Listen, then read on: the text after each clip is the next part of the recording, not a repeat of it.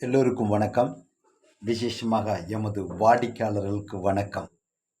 இன்றைய தினத்தில் முன்னோர்கள் பயன்படுத்தின எண்ணெய் வகைகளை பற்றி நாம் பார்க்க போகிறோம். அதற்கு முன்பாக முன்னோர்கள் என்ற யூடியூப் சேனலை தொடர்ந்து பாருங்கள், சப்ஸ்கிரைப் பண்ணுங்கள், பெல் ஐக்கானை தொடுங்க, ஆல் நோட்டிஃபிகேஷன் கொடுங்க. நாம் பதிவிடும் ஒவ்வொரு பதிவுகளும் நோட்டிஃபிகேஷனில் கிடைக்கும். திரையில் காணும் கைபேசி எண்ணை அழைத்தால் தாங்கள் வீட்டுக்கு தேவையான மூலிகை சார்ந்த பொருட்கள், பாரம்பரிய பொருட்கள் அனைத்தும் ஹோம் டெலிவரி செய்யப்படும். வாங்க பதிவுக்குள் கடத்திடுவோம். நாம் முன்னோர்கள் பல வகை எண்ணெய்களை பயன்படுத்தி வந்திருந்தார்கள். நாம் அநேக பேருக்கு நிறைய எண்ணெய் தெரியும், சிலருக்கு எண்ணெய் வகை தெரியாமல் கூட இருக்கலாம்.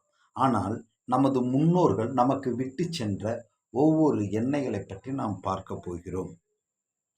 இப்பொழுது சொல்வார்கள், தேங்காயிலிருந்து ஆட்டினா அது தேங்காய் எண்ணெய், கடலையிலிருந்து ஆட்டினா அது கடல் எண்ணெய் அப்படின்னு சொல்லுவாங்க. ஆனால் எள்ளிலிருந்து ஆட்டப்பட்ட எண்ணெய்க்கு பெயர் எள்ளு எண்ணெய் என்று தானே சொல்ல வேண்டும். ஆனால் அது நல்லெண்ணெய் என்று சொல்லி வைத்தார்கள். அப்படி என்றால் அந்த எள்ளில் இருக்கும் எண்ணெய் நம்ம உடம்புக்கு அவ்வளவு நல்லது. அதனால தான் முன்னோர்கள் அனைவரும் எண்ணெய் தேய்த்து குளிக்கிற பழக்கத்தை வைத்திருந்தார்கள்.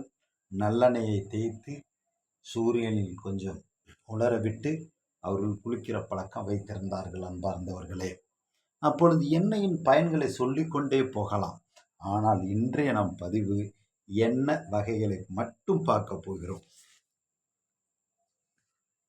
நல்லெண்ணெய், தேங்காய் எண்ணெய், கடலை எண்ணெய்,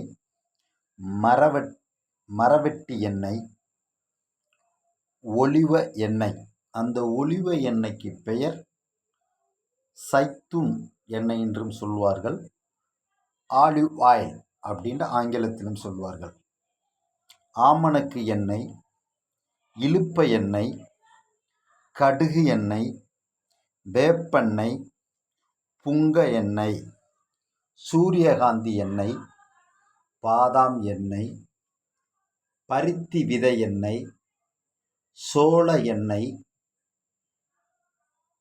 பனை எண்ணெய், சோயா பீன்ஸ் விதை எண்ணெய், வாதுமை கொட்டை எண்ணெய், குசும்பப்பூ எண்ணெய். மீண்டும் நல்ல ஒரு பதிவுடன் வாழ்க வளமுடன்.